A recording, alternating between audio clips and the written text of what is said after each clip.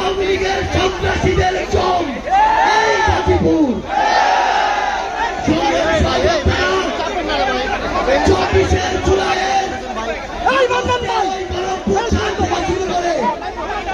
পর্যন্ত এই গাজীপুরে আপনাদের যে লড়াই, আপনাদের যে রণক্ষেত্র, এটা বাংলাদেশ সবসময় ভালো লাগবে।